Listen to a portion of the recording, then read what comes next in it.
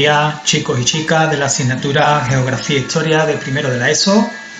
Espero que sigáis bien. Bueno, en el día de hoy vamos a abordar, ya sabéis, de forma resumida, los aspectos generales de un nuevo tema. En este caso se llama las primeras civilizaciones fluviales urbanas. La primera parte son los aspectos generales, ¿vale? Habrá dos partes, una es esta que vamos a abordar hoy y otra para la siguiente sesión en la que vamos a concretar algunos aspectos concretos que no vienen recogidos en este primer tema, de esta primera parte, en torno a Mesopotamia y Egipto. Bueno, vamos allá, ¿vale? Mirad, vamos con la introducción y en la introducción vamos a hablar muy brevemente de qué es eso de la Edad Antigua. En el tema anterior estuvimos viendo de forma muy resumida los aspectos generales de la prehistoria y una vez que ha acabado la prehistoria, evidentemente comienza la historia y la historia tiene muchas etapas, muchas edades. La primera que tenemos que estudiar, que se corresponde con primero de la ESO, es la Edad Antigua, ¿vale? Bueno, ¿y qué es la historia? Ahí lo tenéis en la introducción. La historia es el momento a partir del cual, con el invento de la escritura, aunque ya veremos que no es una escritura como la que nosotros tenemos hoy día, pero al fin y al cabo es un tipo de escritura, con ese invento muy revolucionario en el 3500 a.C. aproximadamente. Pues con ese invento tenemos documentos escritos para conocer el pasado, no como en la prehistoria, que la tenemos que estudiar pues con restos óseos, con restos líticos, es decir, de piedra, o con las pinturas rupestres. Lo haremos comenzando con la Edad Antigua, que es el periodo histórico que va desde la aparición de la escritura en ese 3500 a.C. y finaliza pues unos 4000 años más tarde con el Imperio Romano de Occidente, con la caída del Imperio Romano de Occidente en el 476 después de Cristo. En esta etapa vamos a estudiar dos grandes conjuntos de civilizaciones, las urbanas y fluviales, que vamos a verlo en este tema y en el siguiente. Nos referimos a Mesopotamia y Egipto, y las civilizaciones clásicas, la grecorromana, es decir, Grecia y Roma, que lo haremos más adelante. Bueno, respecto a esta pequeña introducción del tema de las fichas de actividades, si la tenéis delante, haremos simplemente una muy facilita, que es la primera, en la que os encargo leer la introducción al tema, esta que acabamos de ver, y completáis este texto, pero cuidado porque hay 4 errores existentes. Tenéis que completar las palabritas y los datos que faltan y además detectar dónde están los 4 errores y corregirlos.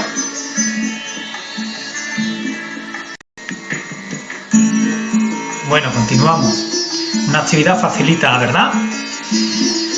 Vamos a meternos de lleno en cuáles son y qué son esas primeras civilizaciones fluviales y urbanas, además de históricas, porque son las primeras en las que aparece la escritura.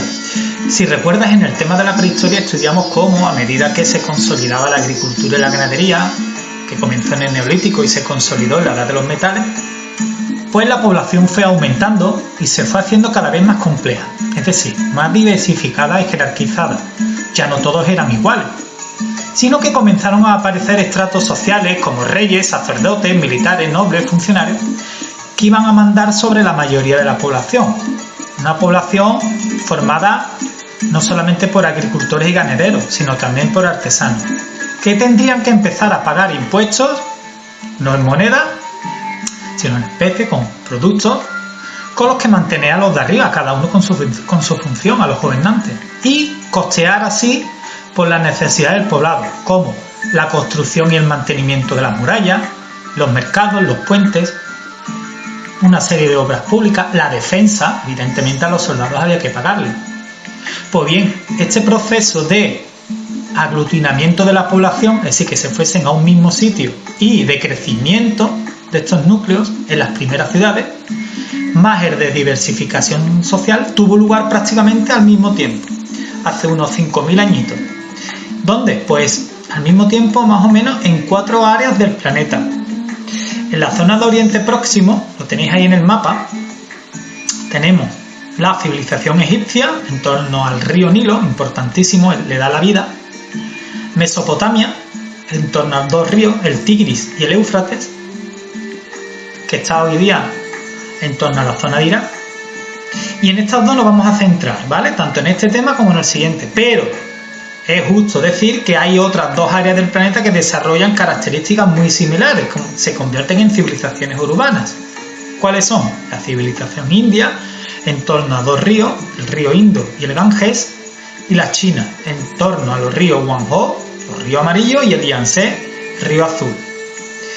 ¿Qué ocurre en las otras zonas del planeta? Mientras estas son las más avanzadas y dan un pasito, se convierten en civilizaciones urbanas e históricas, las demás siguen ancladas en la prehistoria y tendrán que esperar un tiempo en, bueno, convertirse en civilizaciones históricas.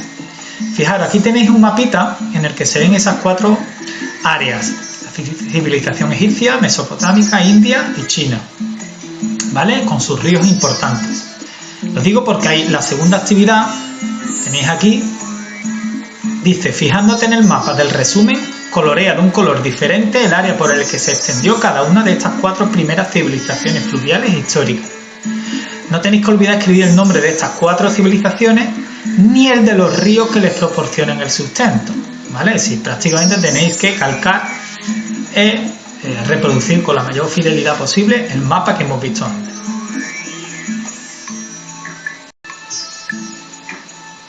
Bueno, una vez que hemos visto las áreas por las que se extienden estas cuatro primeras civilizaciones fluviales urbanas, vamos a repasar aquellos aspectos generales que hemos dicho que vamos a trabajar en este tema, dejando para el siguiente aspectos concretos de Egipto y de Mesopotamia. Vale, todas estas zonas, como podéis leer ahí, tenían varios aspectos en común. El primero es que los ríos son muy importantes. El aprovechamiento racional de la crecida de los ríos con canales y diques. Eran valles, todas estas civilizaciones se ubicaban en valles que eran regados por ríos, que en determinadas épocas del año, pues podéis ver ahí, fertilizaban las tierras de las que sacaban grandes cosechas. ¿Por qué? Porque estos ríos tenían crecida e inundaban las tierras limítrofes. Cuando volvía a su cauce, quedaba como un limo, como un barrillo, una arcilla súper fértil, y ahí se podía cultivar y daba grandes cosechas. Además, construyeron los gobernantes, bueno, lo construyeron los trabajadores, pero fueron ordenados por los gobernantes, diques y canales, que son como mini presas y canales para conducir el agua hacia los campos de irrigación. De ahí el calificativo de civilizaciones fluviales, porque viene de la palabra río. Habían surgido las primeras civilizaciones urbanas y además eran históricas, porque en ellas fue donde surgió la escritura, al principio pictográfica, como veremos luego, con dibujitos, no letras, para anotar la contabilidad, los impuestos y los intercambios. Bueno, en esa imagen podéis ver a la izquierda el momento de crecida y de bajada del cauce del río, bueno, y como al final podéis ver, se podía cultivar en esos ríos anegados, en esas zonas anegadas. Y a la derecha una imagen que es actual de los momentos de crecida del río Nilo, que inunda las tierras de los márgenes de ese río, quedando como una capita de agua que luego bien queda bastante fertilizada porque viene de las montañas, de los minerales en ese agua, y la verdad que queda bastante fértil la tierra y se puede cultivar, ¿vale? El aprovechamiento racional de las crecidas de los ríos, sí, el aprovechar con cabeza en los momentos de crecida de esos ríos con canales y diques provocó un aumento de la producción del campo, es decir, de las cosechas, más comida. ¿Qué provocó eso a su vez? Que la población evidentemente aumentase, y de simples aldeitas surgen así las primeras ciudades, con miles de habitantes. Ahí podéis ver la ciudad de Babilonia, una de las más importantes de Mesopotamia, enorme. Bien. La actividad número 3 dice, explica qué importancia para estas civilizaciones van a tener los ríos. ¿Qué importancia tienen los ríos para que se desarrollasen estas cuatro primeras civilizaciones?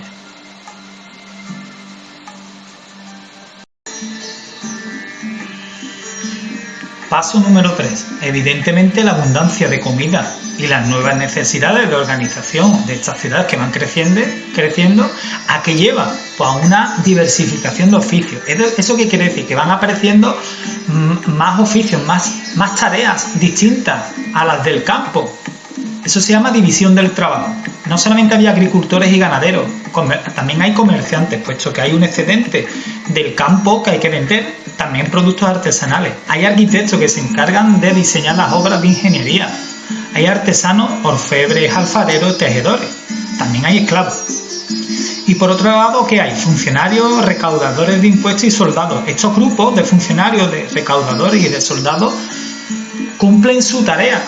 No pueden producir alimentos, pero se encargan de que haya defensa, una seguridad dentro de estas ciudades-estado y de que todo funcione. ¿De qué cobran? Cobran de los gobernantes, a su vez estos de los impuestos del pueblo.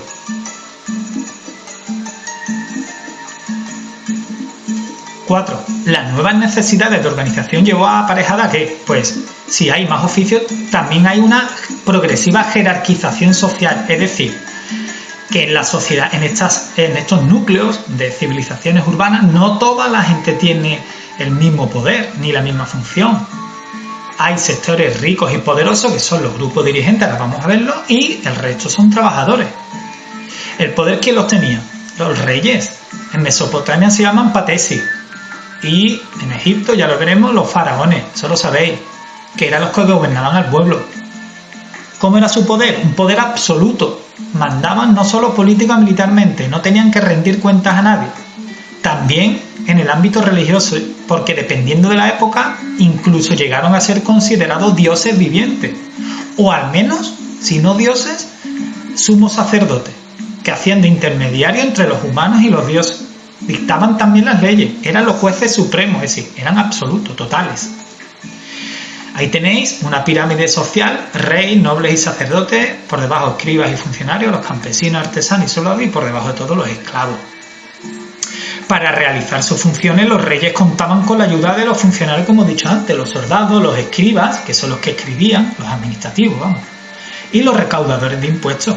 Estos reyes gobernarían según el momento, desde ciudades-estados independientes, es decir, yo he puesto entre comillas como un país, pero que se limitaba solo a la superficie de la ciudad, ciudades-países, se llaman ciudades-estados, es el nombre técnico.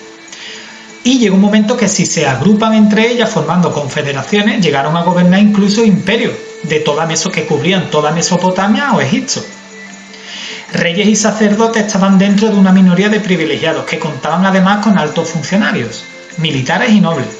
Estos poseían la mayor parte de las tierras, riqueza y cargos públicos, y controlarán a la mayoría de la población que estaba sometida.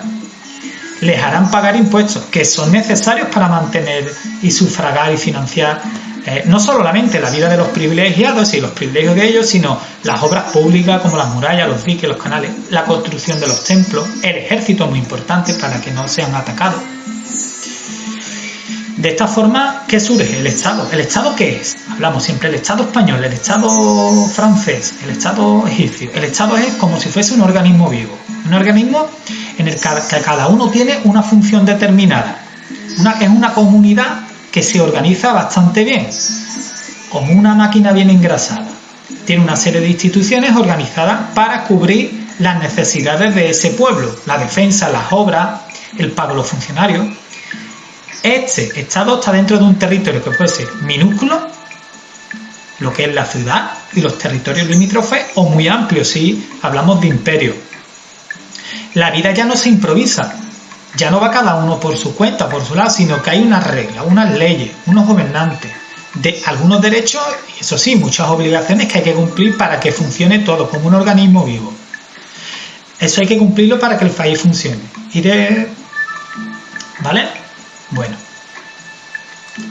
En cuanto a actividades, la 4, que significa que en estas civilizaciones se produjese la denominada división del trabajo. Poned ejemplo de esta división del trabajo.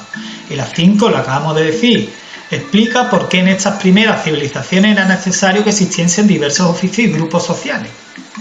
¿Qué grupos sociales se diferenciaban en el caso de que los hubiese? Y después tenéis que ubicar, después de explicar todo eso brevemente, muy brevemente, tenéis que ubicar estos grupos sociales en el escalón de la pirámide que corresponda, lo hemos visto en el tema: esclavos, rey, escribas y funcionarios, campesinos, artesanos y soldados, nobles y sacerdotes, ¿vale? Y la actividad 6 explica qué significa que surgiese eso que hemos dicho del Estado, ¿vale? Lo explicáis, ¿qué es eso del Estado? Lo hemos dicho antes. ¿Y cómo se financiaba? ¿Cómo se mantenía? ¿Cómo se pagaban las cosas? ¿Vale?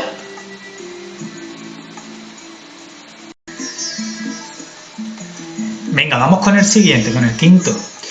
A ver, para la contabilidad es la recaudación de impuestos, ¿vale? Es decir, tú vas cobrando impuestos, en este caso un recaudador tiene que ir anotándolos para llevar las cuentas, ¿vale? Para la contabilidad es la recaudación de impuestos, o ir anotando los intercambios comerciales entre los comerciantes. Surge la escritura, ese es el primer uso. El primer uso no es para contar historias, sino para la contabilidad, ya sea en la recaudación de impuestos o en los intercambios comerciales. Pero la primera escritura no es con letras como las que tenemos hoy día, son pictogramas, es decir, dibujitos. Aquí tenéis un ejemplo, ¿vale? Ahora lo vamos a ver. Son pictogramas, dibujitos, que simbolizan casas. Antes, al principio no existen letras ni palabras. Si yo quiero anotar que un agricultor ha pagado sus impuestos y con vaca, ¿qué hago? Pues dibujo, por ejemplo, la cabecita de una vaca, o un pescador, un pez, ¿vale? O un agricultor, pues con las espigas del cereal, del trigo, ¿veis? Son imágenes, dibujitos, eso sí, muy sencillitos, ¿vale? Así se anota, con vaquita, con dibujitos, pictogramas. Tales símbolos con el tiempo fueron evolucionando hasta dar lugar a un conjunto de letras, un sonido. Además de utilidad económica, más tarde, ¿para qué se usa la escritura? Pues para dejar constancia por escrito eso, las crónicas, las batallas, los relatos, códigos jurídicos, las leyes, muy importante, lo veremos, el famoso código de Hammurabi, lo veremos en Mesopotamia. Y lo que es más importante, dejar por escrito, que ese es súper importante, dejar por escrito todos los avances, todos los conocimientos de todas las ciencias y saberes. Eso es lo que estamos haciendo nosotros. Así se aprende una carrera, así se aprende un oficio. Aprende de lo que generaciones anteriores han ido investigando y dejando por escrito. Es como una escalerita, cada generación pone su peldaño. Y por eso hoy día estamos tan avanzados, porque generaciones anteriores han dejado por escrito sus investigaciones, sus logros, sus errores, ¿vale? Así las generaciones futuras pueden progresar y construir todo lo que sabemos hoy día. No obstante, estas primeras escrituras fueron reservadas no para el pueblo, sino para altos funcionarios, sacerdotes, escribas. ¿Por qué? Porque la escritura al final es un elemento del poder. Da el poder, da el conocimiento, y quien tiene el conocimiento, pues al final tiene el poder, puede manejar al pueblo llano. El pueblo llano estuvo durante mucho tiempo al margen de este gran invento, estuvo al margen durante siglos, no tuvo acceso. Bien, ahí tenéis un fotograma de un documental en el que se ve a un escriba real, uno que trabaja para el rey, en Mesopotamia, en Egipto, que va recaudando los impuestos y va anotando en esas tablillas de arcilla semicocida, que ahora la veremos, como un artesano, en este caso se tratan de, que se me va el nombre, un alfarero, evidentemente el que hace vasijas, va pagando los impuestos correspondientes para que se mantenga su ciudad, el ejército, y el escriba va acompañado de un soldado del rey que va confiscando las cosas, ¿vale? Y el otro, el escriba, pues lo va anotando. Bien. Fijar, vamos a meternos, aunque ya lo veremos un poquito más a fondo en el siguiente tema. En Mesopotamia la primera escritura se le llamó cuneiforme. ¿Por qué? Porque sus letras acabaron teniendo forma de cuña, de triangulito. ¿Y por qué tenían forma de cuña, triangulito? Porque se trazaban, no había lápices, era una especie de lápiz, pero sin grafito en la punta, era un trozo de cáñamo, ahí lo veis, un palito, un cáñamo, y hacían incisiones sobre una tablilla de arcilla semicocida, no estaba blanda ni cocida del todo. Aquí lo tenéis, ¿vale? Al principio los simbolitos fueron sencillos y con el tiempo se fueron haciendo cada vez más complejos. Evidentemente esto conlleva un aprendizaje, no todo el mundo puede aprenderlo, es difícil, ¿vale? Y en Egipto la escritura sagrada, o lo que es lo mismo, escritura jeroglífico, en este caso son dibujitos de qué, de aves, de personas, de símbolos, de olas, de espigas de trigo, animales, etc. ¿Vale?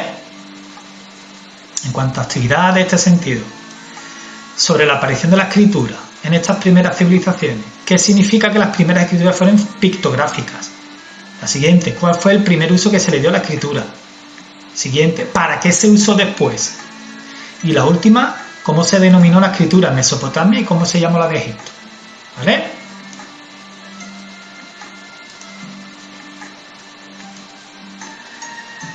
Venga, vamos con los dos últimos aspectos.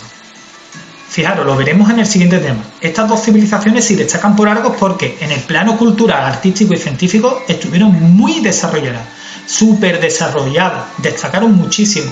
Muchos de esos conocimientos, como he dicho antes, se dejaban por escrito,